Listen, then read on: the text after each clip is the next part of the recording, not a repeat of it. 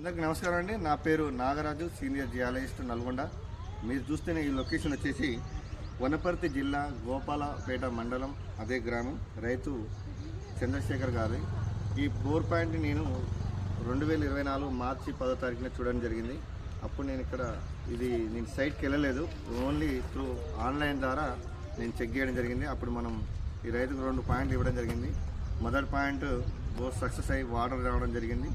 రెండో పాయింట్ మళ్ళీ కొద్ది రోజుల తర్వాత రెండో పాయింట్ వేసినప్పుడు మొత్తం ఖాళీ పొరలు వచ్చినాయి అన్నట్టు. మొత్తం 3 లేయర్స్ వచ్చాయి, కానీ అన్నీ 3 మీటర్ల గ్యాప్తో ఖాళీ పొరలు వచ్చి 200 ఫీట్లు వేయడం జరిగింది. నేను రైతుకి ఎందుకన్నా ముందస్తు ఏం చేసినట్టు ఖాళీ గ్యాప్లు వచ్చినాయి కాబట్టి ఫ్యూచర్లో సరౌండింగ్ ఎక్కడైనా రీఛార్జ్ కండిషన్ ఉన్నప్పుడు మన గ్రౌండ్ వాటర్ పెరిగినప్పుడు అందులో వాటర్ వస్తాయి. మీరు కేసింగ్ వేసి పెట్టాలంటే కేసింగ్ వేసి పెట్టడం జరిగింది. ఆ రోజు నుండి తన పొలం చుట్టూ ఉన్న కాలువల ద్వారానే పొలం సాగు చేసుకున్నాం.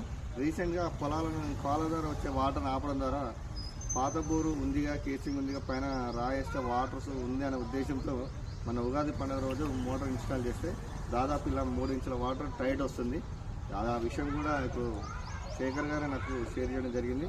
సో రైతు సోదరులారా, మీకు ముఖ్యంగా తెలియజేయండి ఏంటంటే, మనం బోర్ డ్రిల్ చేస్తున్నప్పుడు ఖాళీ గ్యాప్స్ వస్తే అక్కడ బోర్ ఫెయిల్ అయినట్టు కాదండి. ఖచ్చితంగా అది రీఛార్జ్ కండిషన్ అయినాక వాటర్ మళ్ళీ పికప్ వస్తుంది.